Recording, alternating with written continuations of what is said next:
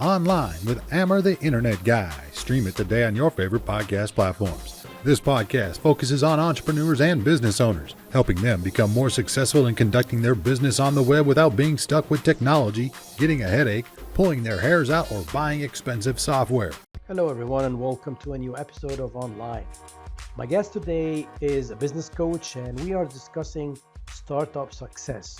So we're not pretty much discussing just the online part of the business, but the business success as a whole and the things that many business owners overlook that could be crucial to their success or otherwise them not succeeding. So without further ado, let's get in. Hey guys, welcome to another episode of Online. Today I have Jennifer Yip with me. Hi, Jennifer. Hi, nice to see you again. How's it going? Good, thank you. How are you? All good, thank you. Are you enjoying the weather? Yeah, it's nice. It's nice that it's not too hot, but it's still like hot enough that you still feel the summer. Yeah, and it's not raining. So could you please introduce yourself and tell the audience what you do? Yeah, so my name is Jennifer Yip. I am a business consultant and a marketing coach and an entrepreneur coach. So the facets of my business is I coach new or aspiring entrepreneurs on how to go down the entrepreneur path, how to level up their business, say they have a business that they're already doing, what are their pain points and addressing them and how to get that to the next level. And I also do a lot of marketing consulting. So whether it has to do with website or SEO, or whether that has to do with doing a marketing strategy or social media strategy, or, some basic graphic design. So I kind of have a holistic view of what a business person needs. Nice. So like, there's a lot that you're doing all at the same time. So yeah. How do you think, like, from your experience, what happens with, like, let's say, I don't want to say a startup, but I think most of the problems will be faced by people just starting out or changing. Maybe they have another business and they're trying to change and get into something new. So what do you see like the most common problem that either people are aware of and they want to fix, or sometimes they're not even aware of it and then they need a coach to, raise that awareness? Yeah, I think what a lot of people do is they kind of do things in the wrong order. So they think they have, a good business plan, or they think they have a good product or service, and then they want to jump straight to marketing. But there's a lot of things like foundationally that I find a lot of business owners are missing. Like, do you have the right licenses? Do you have the right business partner? Do you have the right website? And like all of those things are a lot of time missing. And they just want to go straight from, okay, I have a product or service and I want to sell. And how do I sell? But there's a lot of foundational parts of their business that they're missing. And do you like, one of the things that I learned also, and I think I learned that later in life, about your ideal customer, like, because in general, I think, and that's almost everybody, you think more about the product without trying to figure out who this product is for first. And then you go and try and push this on everyone. Of course, that doesn't work. So is that something that you see a lot? Yeah, so I think when it comes to your ideal customer, there's two facets to that. There's the ideal customer, and then there's the reality of who your actual customer base is. So a lot of marketers will give you this, like, who is your persona of your right customer? Who do you want to target? And I think having that in mind is really good. So to kind of flesh out your ideas on who you want to reach, what your ideal audience is, and all of that. But sometimes with business owners, what they don't realize is that their actual customer isn't who they exactly want to target. And I think that's a hard pill for a lot of business owners and entrepreneurs to swallow, because who is actually buying their product isn't the person that they want to be buying their product. So they really need to take a look at that and shift their business models, because when you start your business, who your ideal client is, or who's buying your product from day one may not be the person who's buying your product in 5 years from now. So you have to be adaptable with your business and your business model. Always have a plan in place and change your product and change your service if your ideal customer isn't who you're looking for, or whoever is actually buying your product isn't what you had originally thought. I like that part, because when you say change your product, change your service, because as your business, sorry, as your business grows and as you pick up more customers, you should always have a conversation with them as well. It's not like in this day and age, the price comes to those who are engaged. And if you're not, I mean, when I started out, for example, I had absolutely no clue who my ideal customer was. Basically, it Yeah, was anyone who needs a website, right? And you think exactly. the whole world needs a website. But as you go, and it's really hard, especially in my industry, it's really hard to niche. I mean, yeah, I know some of my colleagues have niched, and some are just doing dentists, some are just doing plumbers, some are just doing financial advisors, whatever, because they get to speak the lingo, they get to know more about the industry. Yeah. And I like to stay open, but in the beginning it was quite hard, who is actually my customer. But after a couple of years, from the existing customers and from having a conversation with them, let alone like they do give me referrals, and that's a great thing, but I understand at what point, like, because many people try to do, for example, many entrepreneurs, they want to do their website themselves, which is okay. That's fine. When you're starting out and you're new and you don't have a budget, and that's fine. But there's one point when everybody gets stuck. So my mission was to figure out at what point people will get stuck, so that becomes a new offering. So maybe I'm not offering, a full design of your website or building it on your behalf. Maybe I'm just offering you some support, some technical support for the parts that are really hard, that are like kind of back end and not visual design. And that has opened new doors for me, to the point that some of my customers now are other web designers, because there are things that they don't want to do, they don't like doing. They can, but they don't want to spend time doing it. They'd rather focus on something, they enjoy more, and leave the boring back end to me, which is good because it's not boring to me. So I think that goes for every business. When you, like, let's say if you meet somebody like a new entrepreneur somewhere on a networking event, how can you tell if this person needs help? Like, what are the signs, kind of, how can you tell, and how can they know that they need help as well? Because sometimes people need help, but just don't know it. Yeah, and I think that's a big part of why I do coaching, is you kind of don't know what you don't know. So when I meet someone new, and especially if it's in a business setting or maybe a network setting, for example, they come to me and they tell me about their business, and I'll just ask them like very high level, like qualifying questions. And when I notice that they stumble, or if they can't give me an answer, then that's when I kind of know, okay, like, so this person, it's an opportunity for me to help them. And I'm not saying that in an opportunistic way, like everyone I meet needs to be a client, but it's like, have you thought this through? Or what about this, your business? Because I think in general, I'm kind of a very curious person. So when I meet people, no matter if it's in a personal setting or a business setting, I kind of want to get to know what they do, and what they love, what they're passionate about. And if we happen to be talking about business, I want to know more about their business, and I want to know their journey and how they got there, and why are they selling this product or service. So I just have a high level conversation, and then I myself can identify gaps, and then I kind of probe them, like, oh, have you thought about this, or what about this, or what about this aspect of your business? And if I see gaps, then I offer my services, but not in a pushy way. It's more like, I would love to work with you, let's take this offline, let's have a meeting and see how maybe we could be a great fit and work together, or maybe not. What's your kind of chief question? I think it's like, what makes you passionate about your business, and why are you doing it? Because I get that everyone starts a business for different reasons. Maybe you're passionate about wood making, for example, and you have a really great artisanship with that, so that's why you love doing it. So I think it's more about finding the people, what they're doing, and what is their purpose, and what is a real why of starting a business or venture. So I'm going to turn it around and ask you that question. Yeah. Why are you doing what you're doing? Yeah. So I get that question a lot. And my story is a little bit interesting, because I kind of fell into entrepreneurship.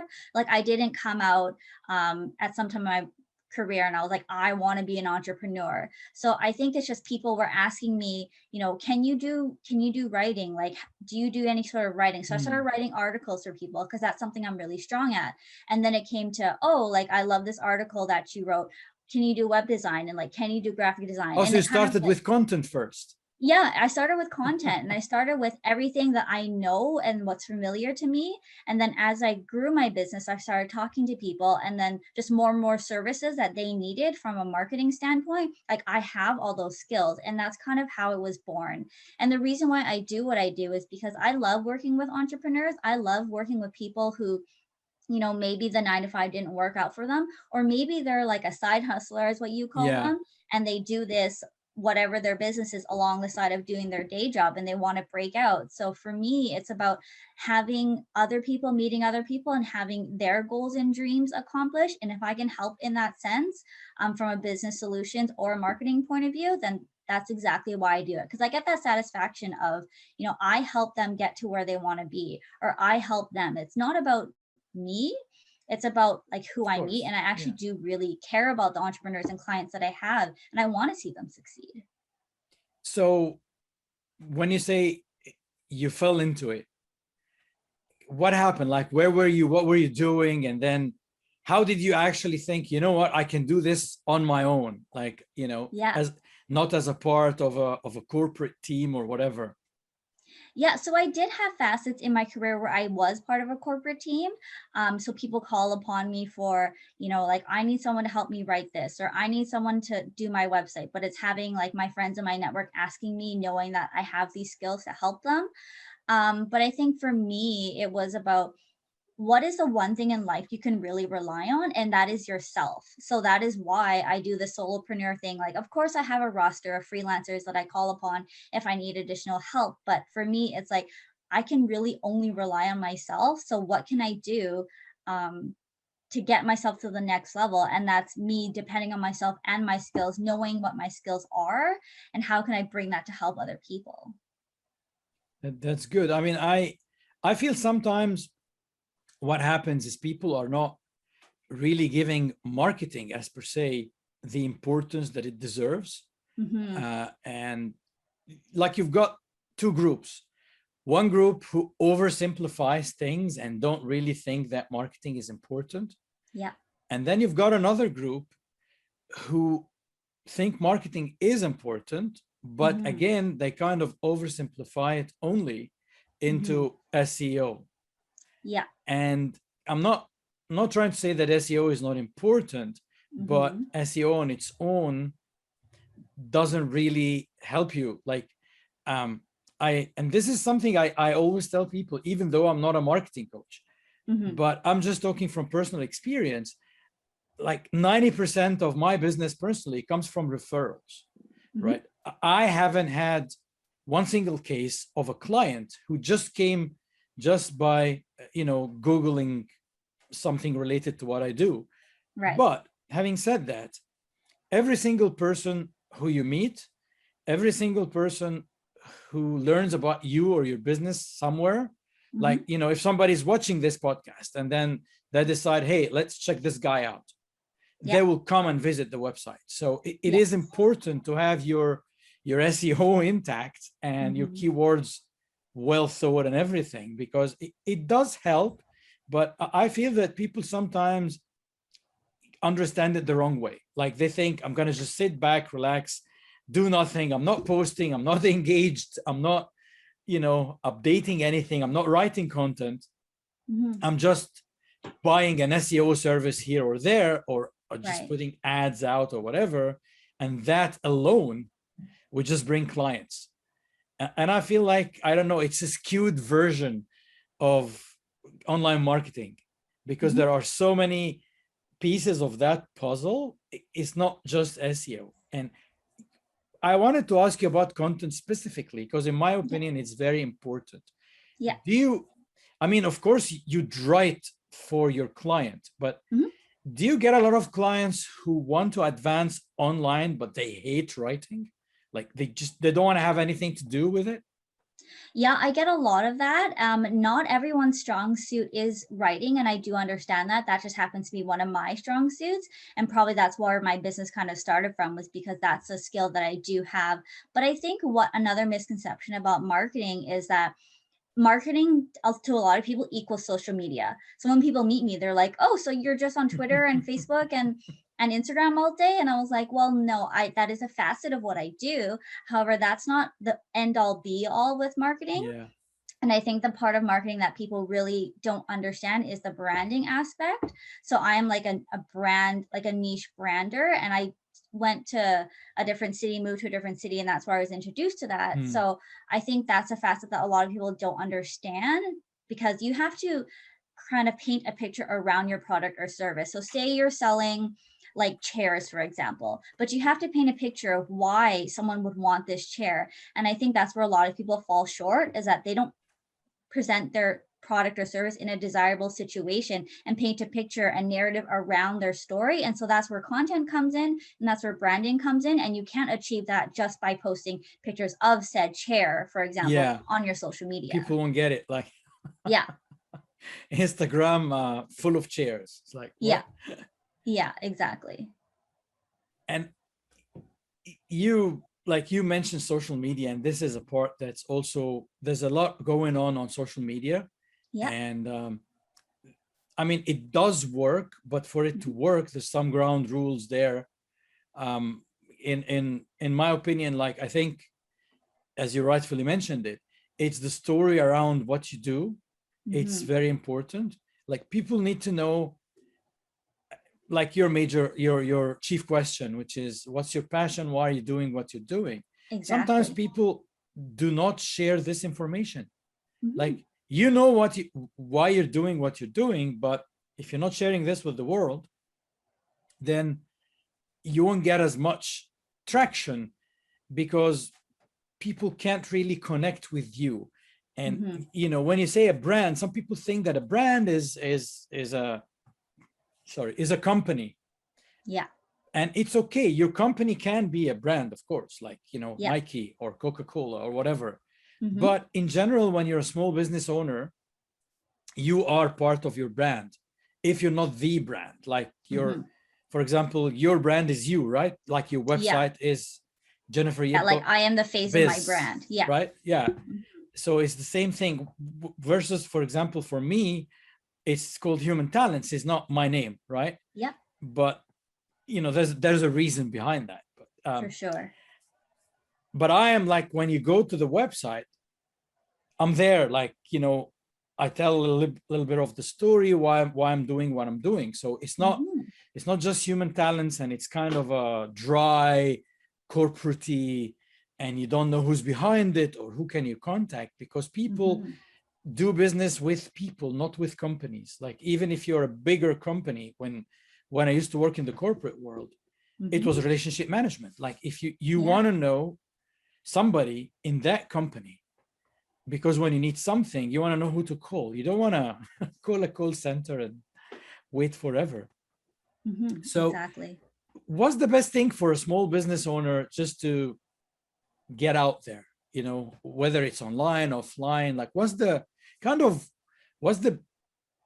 best piece of advice we can give owners of small businesses in order to get their marketing right?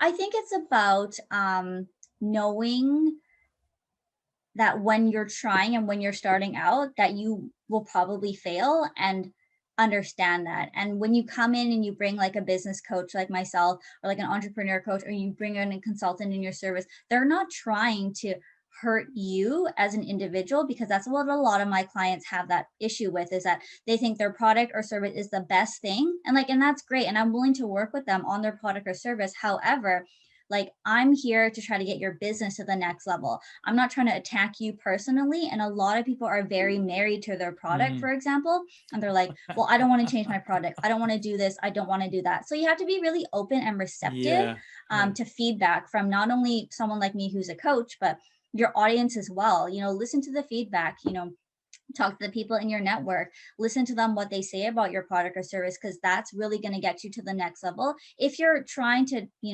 make a profit and do sales. But if you're just trying to get your product out there and you're okay with what it is, then that's okay. But you have to understand that you might not grow to your potential or where you want to be because you're really stuck in your way. So I think the best advice is be receptive about how other people view your product or service and be willing to take that advice and maybe tweak a couple of things here and there and just to try it and test it. And if it doesn't work, that's okay. Try a new tactic. So I think that's probably my best advice.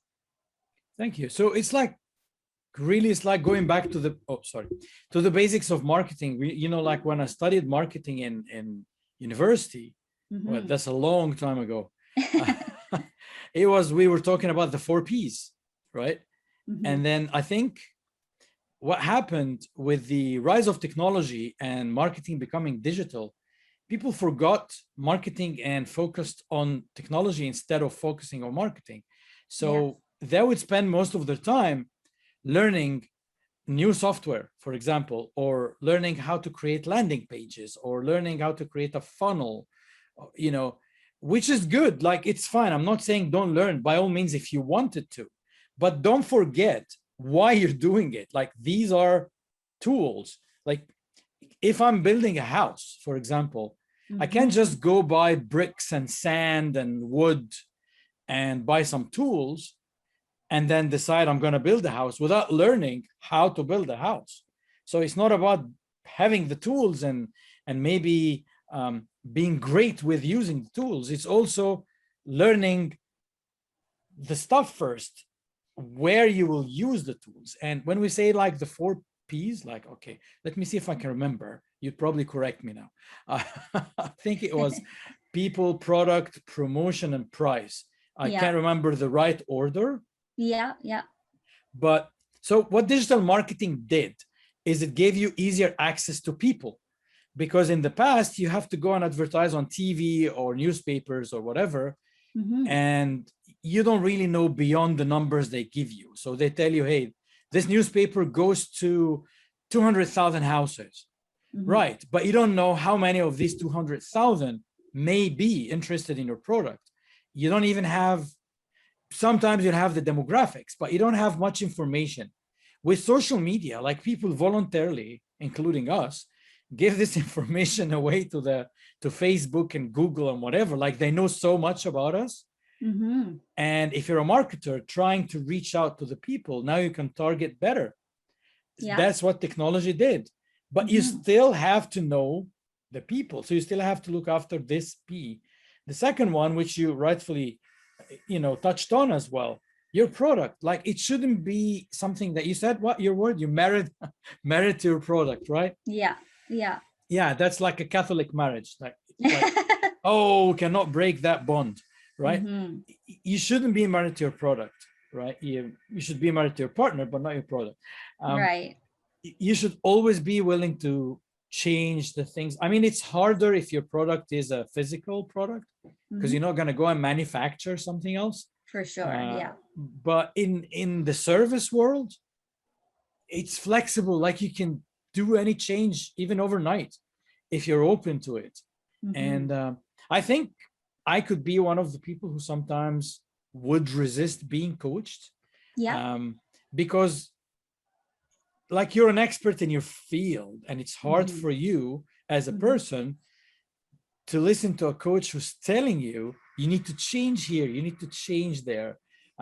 You got to think so there might be, I don't know, what can we do to get over this resistance? Like, what is there something, is there like I'm not asking you, of course, to give some secrets of your trade, but in general, like, how do you get over that resistance? Because I think it will be there, especially, age-wise, if somebody is a little bit older, like me, who have years and years of experience in their field. It's really hard to get in and try to get it changed unless they're motivated. So, like, I feel like, for me, for example, unless I can see the end goal, like, if I'm able to see the end goal, like the light at the end of the tunnel, I get motivated to go that way, and I'm gonna be full power, like, let's go, right? But if I don't see those little bits and pieces, those little steps, I will resist them because I don't know where they're leading to. Right.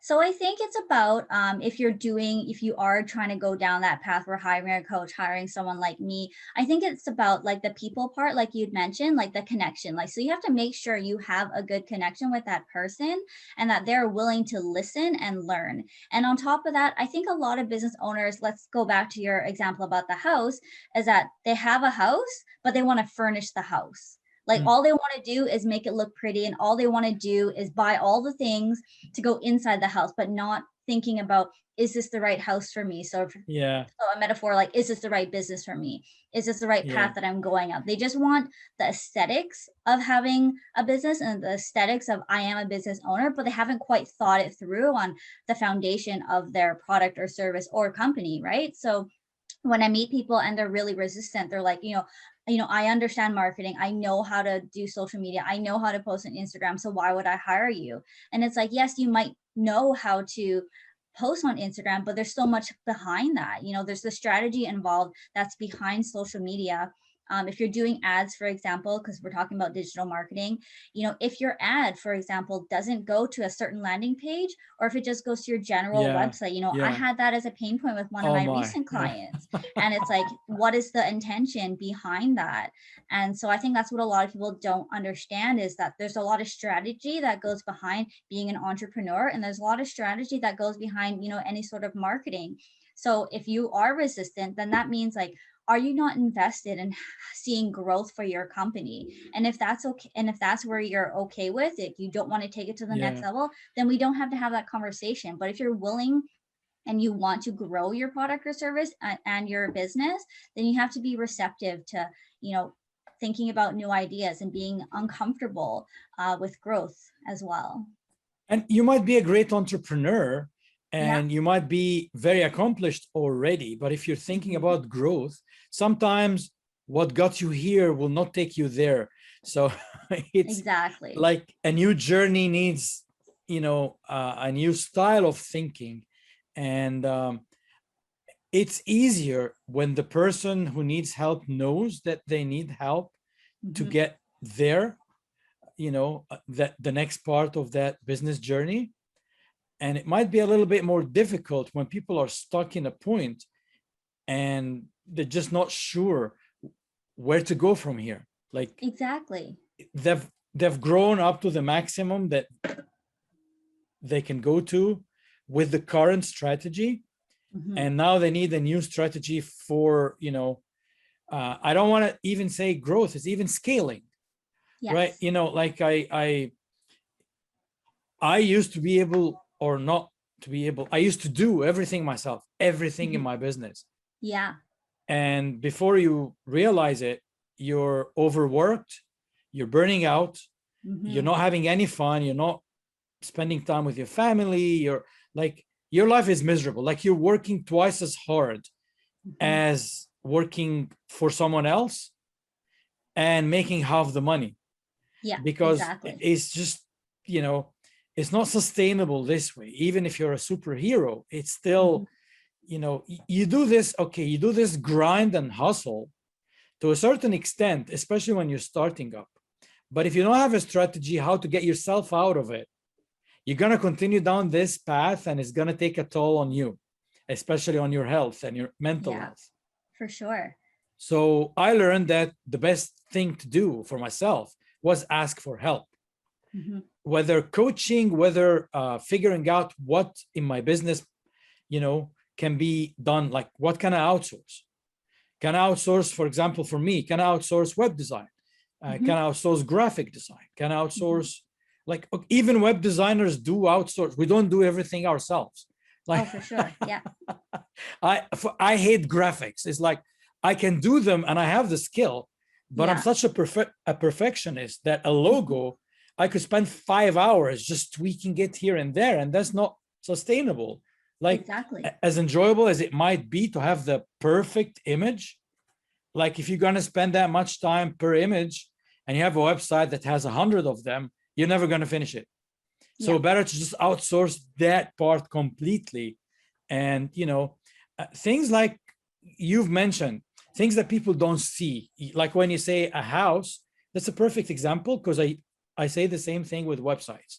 Yeah. There's so much underneath that you don't see. You're just looking at the design. You're looking at aesthetics and colors and images on a page, but you don't know how this page is powered, how it comes to you, how things should be optimized in order, for example, in order for this page to load and to load quickly enough so people don't get bored and leave. Yeah. So it's not just about what your eyes see. There's a lot that happens below the surface that you would need a professional, like unless you are a professional in that domain. And it's the same thing with social media, for example. It's not just about posting, soiling social media with everything that you do, everything that you do for your business, and everything that you do as a person. It's about what's your goal of that? Like, kind of, why are you on that specific network? Let it, like, be it Instagram or Facebook or Snapchat or TikTok or YouTube or whatever. Like, there's always a new one. But like, why are you there? Are you there to enjoy yourself? Because these are different, and we always mix between what's personal and what's business. For sure. Yeah. And it's good to a certain extent, because you're building these relationships with real people, right? Who may at some point become ambassadors for you, that maybe they're not becoming clients, but hey, do you know somebody who does X? Oh yeah, Jennifer, like, like, she's a good friend of mine. I like how she thinks, and I like, how she conducts her business, and she's invested in your success. And I think you guys will be a good fit. Why don't you give her a call? Right. Yeah. So that's from being engaged on social media, reminding people that you do exist. But that's a goal, right? On its own. Some people, they just get there, no goal. It's aimless.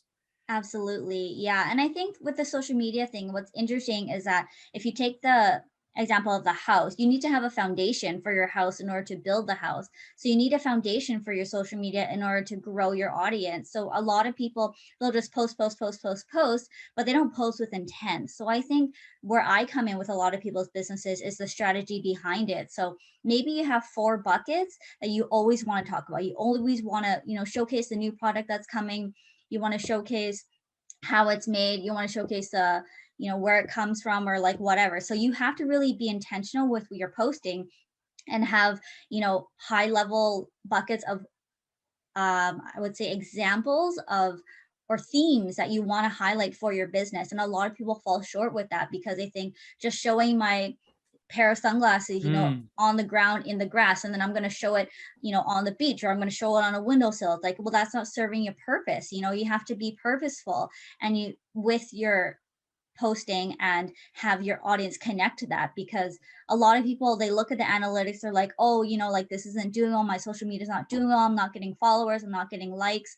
But it's like, what's important to you as an individual, as a business owner? Do you want to just be super popular and have all the likes? That's great, but do you want to make sales? Because I think, to me, that's how does that translate? Exactly. Like, you want to be able to convert into sales at the end of the day to be a successful entrepreneur. I think it's way better to have 10 followers who are interested in what you do than 1,000 followers who have nothing to do with you. Yeah, exactly. And you know what? A lot of those social media accounts, they just buy their followers. They spend $50, $200. And so when you look at someone who has like 30K followers, are they organic followers, or are they people they just pay and they're bots just to beef up, their page? And I think that's where people get lost, is that they're like, oh, well, I don't have as many likes as this business, or I don't have as many likes as this person. But it's like, well, what's important to you is the wrong metric. The vanity metrics, for example, for sure. Yeah. Hey, you just, like, this is funny and unrelated, but yesterday I was watching Shark Tank on TV. Okay. Yeah. And there were a couple of guys, their pitch wasn't that good. They kind of didn't have a proper plan of how they manage, or how they want to manage to grow their business. Yeah. And they had like an okay product, like it's a niche product, and the thing is, they kept on repeating the same thing, to the point as I, as the viewer, wanted some of the sharks to punish them for what they're saying, because they kept on saying, oh, we've got 4.7 million followers on Instagram, and we've got a video that's gone viral. Okay, great. How are you capitalizing on that? They have no clue. Yeah. Like literally no clue. They made a good video that went viral because it was funny or whatever. Yeah. But it doesn't really translate into any sales. Like I think they valued their company at $3 million or something like this, but they had $19,000 in sales. Right. And they're just trying to convince somebody to give them money just because they have 5 million followers or 4.7 or whatever. And it's like, no, dude, like, you know, these followers are not dollars. No, These and are unless you're like an influencer person, if that's your job, then that's makes sense. And that's if you're where it is. leveraging this, for Exactly. promoting some other product. But yeah. so this is great, Jen, because it's, you know, it's the wrong metric. Like the same thing with SEO. Traffic. Yes, we do want to bring traffic to the website, right? Yeah. But traffic alone is a wrong metric because this could be bouncing. Like if you're bringing 100,000 visitors to your website and your bounce rate is 80%, literally 80,000 of that 100,000 didn't spend more than 5 seconds on your, didn't see anything, didn't even wait for the page to load properly. Yeah, they didn't click around, they didn't look at your products or anything. Yeah, for sure. And I think a lot of people don't realize that that's the problem, is that, you know, I have this great website, I spent all this money. It's like, okay, great, things look nice, but functionality wise, does it work? People exactly, does it work? Does it work? Like you're inviting, basically traffic is like inviting people to your house, right? Yeah. You wouldn't invite people to come for dinner if you had no chairs, you didn't cook, and you have no food to cook, right? That's like, think about it this way. So if you have a website and you want to bring traffic to the website, you need to do some groundwork first before bringing the traffic, because if you bring it and it bounces, guess what? Those people aren't coming back. Yeah. And if they were interested, I'm hungry, and if I'm hungry, I come to your website, there's nothing to eat, you go eat somewhere else. Yeah, you go exactly. eat somewhere else. Yeah. And that's funny. Yesterday, I was doing a presentation, and somebody on that presentation said something very interesting. She had a food company that she sold during COVID, but she was on the Canadian version of Shark Tank, the Dragon's Den. Right. Okay. And then she said, the day we went on Dragon's Den, of course, because that's like a lot of publicity. Yeah. Their website crashed. Right. Because many people were coming in. And I said, do you know why your website crashed? And she said, yes, it was the hosting. The hosting couldn't keep up. And that was a great revelation, because I always tell people your infrastructure, your foundation is mega important. You can't, I mean, she didn't have like a really, really bad hosting. It was okay, but there was no anticipation that this will happen. Like if we suddenly have a surge of traffic, are we able to handle this? You know, and that's a conversation that you have to have with your techie. You know, what kind of hosting? Like I'm working, for example, with a studio, and I know that they're going to be selling images, digital images, and videos online. Now I know that storage, you could easily, because you're selling videos. So once you start uploading more, you could easily run out of storage. So that's a conversation I had to have, so that we can plan for a proper hosting that's dynamic, that's not gonna, you know, stop access to the website until we buy an upgrade. So kind of, hey, you know, if those resources are being stretched, my hosting company knows that I have a range from 0 to 100 gigabytes. They're not gonna stop access, you know, at some point just because they want to make $10 extra a month. Like, you know, be my partner, like we're helping each other out. I'm using your hosting service so that I can have my service, you know, where I sell stuff to the public. Yeah. And these are the things that business owners don't think about. They don't think about their website. They don't think about, how much things are going to cost them. And they just, I have this thing and I'm just going to run with it. Yeah, And they it's want great the that you have all those dreams, but it's like, well, this is maybe where you need help in a certain department. you always want to go for the less cost, right? Like we all do it. We all look We all do for it for sure. 3-4 proposals. And I don't blame anyone. I do it as well when I'm looking for a sure. service. But also find out a little bit more about the background of the person, if you can, like, I will happily, if somebody asks me, because this is the funny part, like I've never been asked this before as a business owner. We've done that when I was working in the corporate world. We'd connect two clients, like an existing client with a prospect client, so that the prospect client can ask the existing one, how did we overcome the challenges and what is it like to work with us? And that's important. And most of the time now, like in the web design world, people look at your portfolio. Your portfolio can only give a little bit of the story and probably just give them the visual aspect of how good a website that we designed looked, right? But they don't have what was the challenges, what were we trying to do? Because there's a lot of the, working nuts and bolts behind the scene that I cannot capture in a portfolio. It's just something to make things look good so people come check us out, right? Yeah. But I'd love it if somebody asked me, is it okay if you give me like almost like the referrals that when you're applying for a job, they want to call your referees?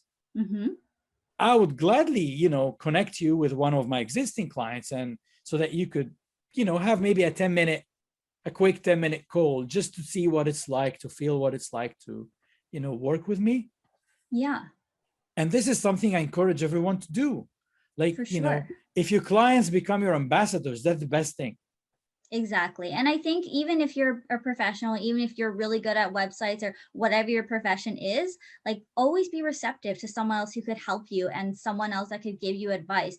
Maybe don't take unsolicited advice. However, it's always good to meet new people and see, what else is out there, because I don't know everything. And I don't like the professionals that do come and think they do it all and like they can do it all. And I'm a professional and I know everything so well, because that's a myth, right? You can't know everything 100%. So or like everything. Maybe but you don't like doing it. Yeah, and that's fine. And that's where you find, alternative ways, and you outsource and you hire people. But that is a scale of growth in your business, is when you have that ability to introduce other people and have them help you out, because that means you have the budget and you have the revenue to grow your business, right? Perfect. And I wanted to ask you something about content again. Like, I'm going to circle back because it's very important. Yeah. One of the biggest problems web designers face is clients who want to create a new website, but they don't have content. Right. And sometimes no matter what you do, it's hard to get them motivated to write content. And I always say, you know what, like, okay, let's put this on hold for a little while, because you need to think about what's going to go on your website before thinking of the website. Sometimes it's even before registering your domain name. But there's the other side of content, which is you're already there, you're already successful, you have existing clients, you have a mailing list or a newsletter, right? And I'm a culprit of that. I used to have a newsletter. I think I sent it for 8 months. It was just a monthly one.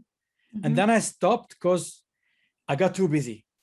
Yeah. What can we do for people who are like me in there? Like, is that something that you could do? Like, maybe take over their monthly newsletter and, write it for them. They just read it quickly, approve, or give you some, changes that they want to do. But yeah, for sure. So something I do with my content when I'm writing someone's content or planning someone else's strategy out is there's like two facets to it. Like, do you want me to do the whole thing?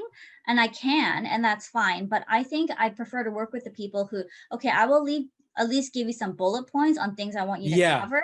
And then I will happily take that over, and we can make tweaks here and there. I can help them with their newsletter or help them write blogs or articles or help them with their social media posts. So yeah, for sure. But I think you really need to have well thought out content, and you can't just put content for the sake of putting out content. No. There needs to be intention behind it. And I think that's where a lot of business business that's the reason I stopped, because Exactly. well, I had two problems. I put everyone in one pot. Yeah. And they're so different, because my clients, some of them are fellow web designers, some of them are business owners who are not techies, and you can't communicate with both at the same time, because the web designers, they want things related to their business and things that probably they wouldn't see somewhere else. Yeah. So like it has to be kind of like a industry news, or something that's coming up that may affect their business that they may not be aware of. Like there's a change in a technology, or a shift in consumers, I don't know, interests somehow. And the other group, they're probably more interested in how to grow a business. It's not tech. So you can't just keep sending about, hey, there's a virus circulating around, or hackers are becoming smarter these days, and here's your best security defense. That doesn't really work with the average business owner. It might work with the techie business owner. So I've decided, hey, you know what, I'll just pause for a little while, split and niche, and make smaller groups, so I don't have to send 200 emails. Maybe I'm sending 10, but they're very targeted, and then the next month maybe. But I found it like it's all going on in my brain, and it's almost like if I can give a brain dump to somebody who can work along these lines and produce that content for me, and usually, like, I don't want a big, you know what I mean, like a big page. Could be like a couple of paragraphs, and because I want it to be interesting, and I want people to come back for more. And that's the whole idea. Give them more value. I'm not trying to promote, and this is another thing that we have fell into it in the past, and people are still falling for it. Using the newsletter to promote your business. That's not, I think, in my opinion, that's not what newsletters are for. No, I think there's a facet of that. But I also think it's like what you said, you have to have different lists for different types of content. And when you're thinking about the content for a specific subgroup or a specific email list of people, you have to bring value, and you have to be that industry expert for them to want to come back to you, and not only just to buy your products, but to continue reading your newsletters and news articles, right? And these people already know you, like they're on your list, they know you. They either bought something or downloaded a free resource, or, they're your friends or people you met in the networking. There's no point promoting your business to them. They already know. So you have to just nurture them, give them more value so that they can go and talk about you in their circles. And that's part of how you grow. Exactly. So it's an important thing. I think like content is king, and we can't say enough about that. And I feel that everyone needs help with their content, and everyone needs help with their strategy. And, I know like many people got grants from the government nowadays, and they're embarking on either building a new e-commerce website or advertising online. And one piece of advice from me is that if you're advertising online, speak to like a marketing consultant or coach who can not design the ad as in the visuals of the ad, but talk to you about what goes on the ad. The visuals are not a problem. Graphics and stuff, this is easy. The hard part is the impact of your message. It's like what, because like you only have so much, I think, I don't know how many characters, but you only have a few characters, 30, I think, sometimes in Google, but you got 3 lines of 30 or something like that. Yeah. You just have a very limited place to have your impact. And, many agencies, I'm not saying all of them, but many agencies, they just want your money. They don't care. Like, no, they don't. They care about getting you on a retainer, which is nothing bad about it. Like every company is allowed to conduct their business whichever way they see fit. But I'm saying it's just the general interest is retainer. How much media spend do you have? Like how much money do you want to spend on media? And then they make their money, Google makes their money, or Facebook makes their money, and nobody cares about whether you made your money or not. Yeah. And I think it has to do with attention span as well, going back to the social media part or the messaging part. It's like Gen Z has a 5 second attention span, but millennials or anyone older has 15 seconds. So if you really need to have the right words, have the right intention, have the right Yeah. message behind what you're trying to do in order to capture that audience. And if you don't, you're just going to miss the opportunities. You can spend all the money on the world on great graphics. You can hire a photographer to, have pretty things. You can do a videographer and maybe that'll catch someone's attention. Video but if there's ads, no yeah. intent behind your message, that's where you're going to fall short, unfortunately.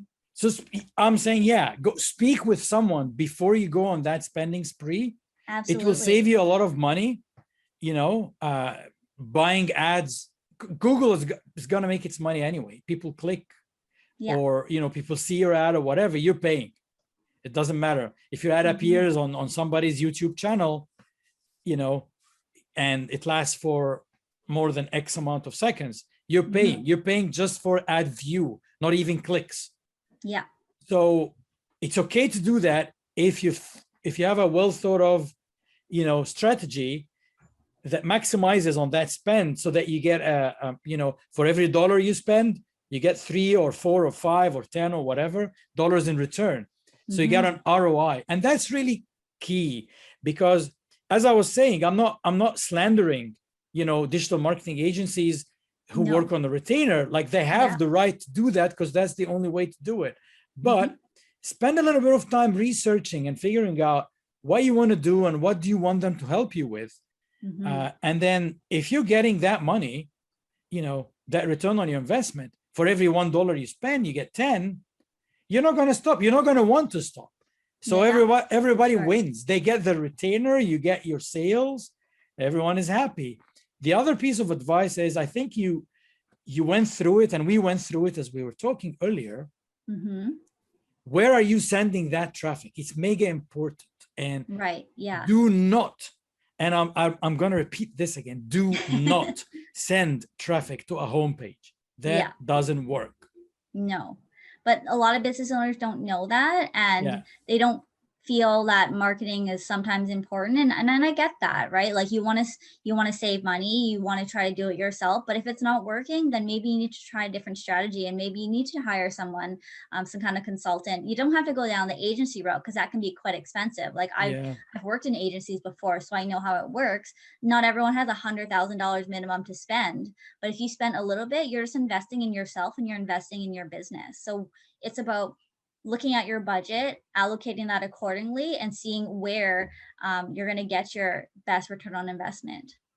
I love that advice, Jen. I mean, because there are some aspects of advertising that you can do. It's easy to learn, that you can do yourself, but you may need a little help with some of the stuff that you don't understand, which is good. So, if people have somebody like you to help them, whereby you give them, like, I don't know, a checklist to follow, and then maybe have some calls together to work on the messaging part, and maybe show them how to put everything in the right place, then they probably don't need to go and spend so much money on retainers, at least if they're starting out, and if it's their own money, and they want to maximize the impact of that message.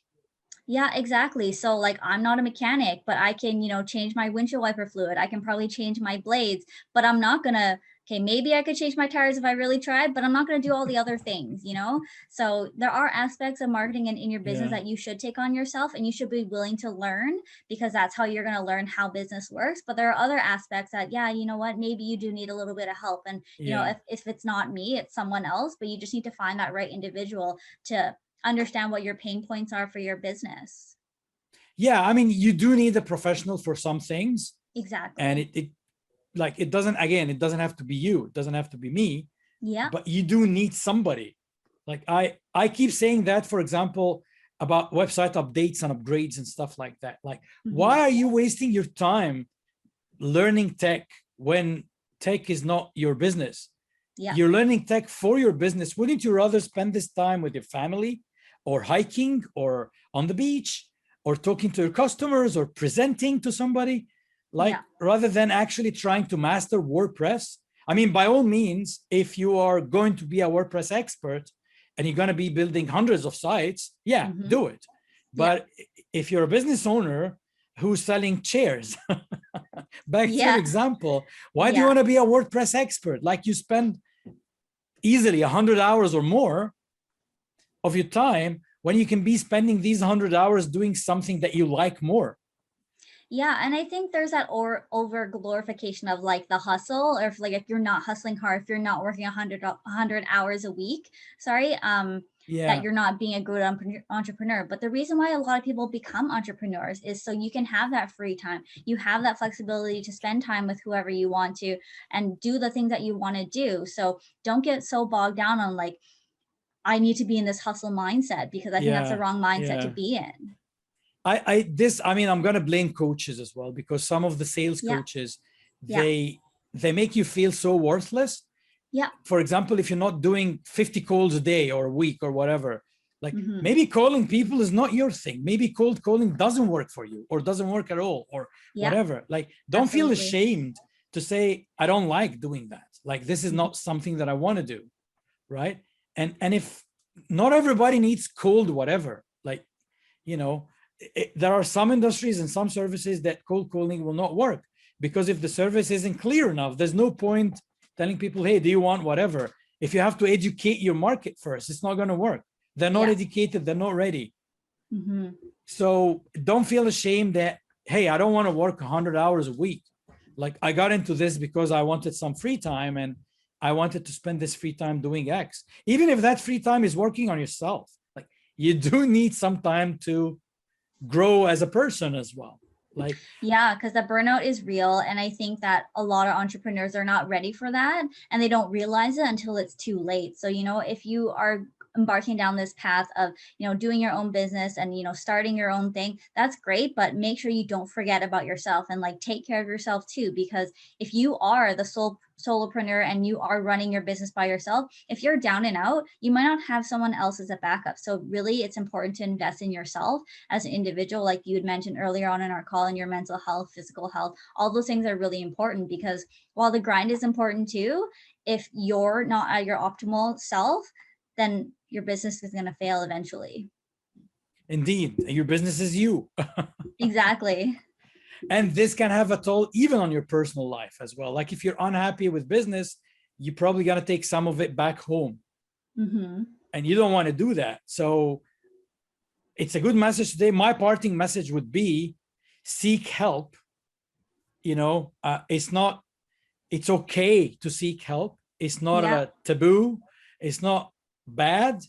And certainly it doesn't make you any less of an entrepreneur when you say, hey, I need help. I do need. Now, you could be very successful and still need help. Like that, you're not less successful.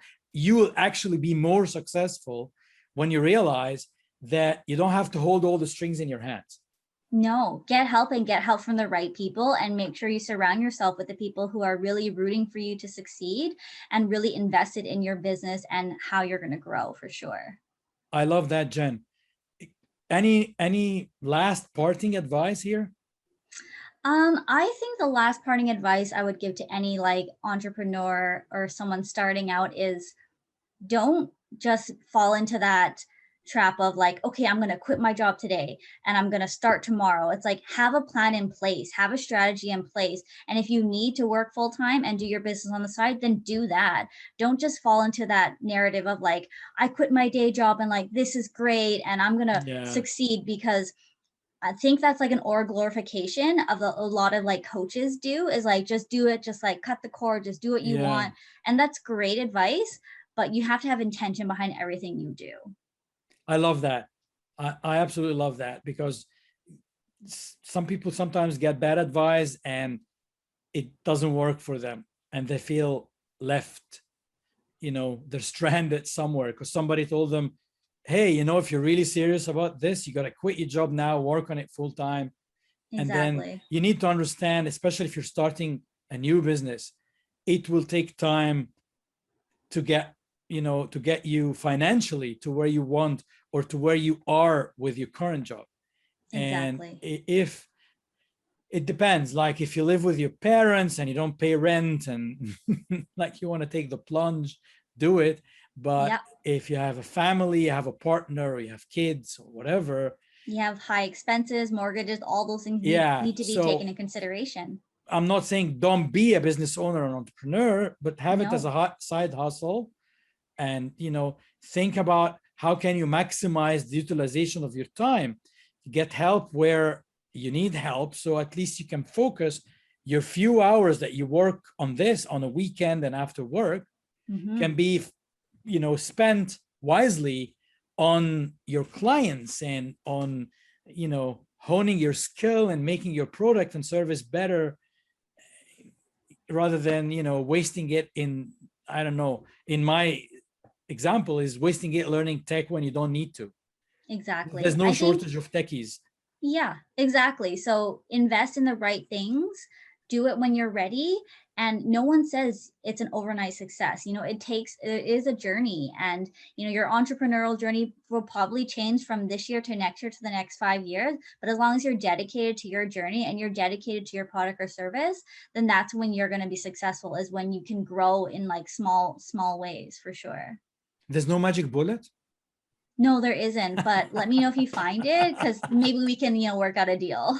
The on-demand button, get rich quick, bang, now. Exactly. Make money while you sleep. Oh, really? That easy, huh? Yeah. Money grows on trees. Let me plant that tree now. That's why dollars are green, American dollars. This is true. Well, actually, Canadians are, yeah, the 20 is green, isn't it? Yeah. The I $20 believe so. is green. Yeah. Thank you very much, Jennifer. Jen, I don't know. Which name do you like more? Jen? Either Jennifer? is fine. If you're gonna call me Jen, I prefer it spelled with 2 N's, but Jen, either is fine. yeah. Jen, Jennifer, it all works. I appreciate you being here and spending time with me today. Thank you for inviting me on your podcast. I had a great conversation with you. Thank you. Have a great day. You as well. Bye. Bye.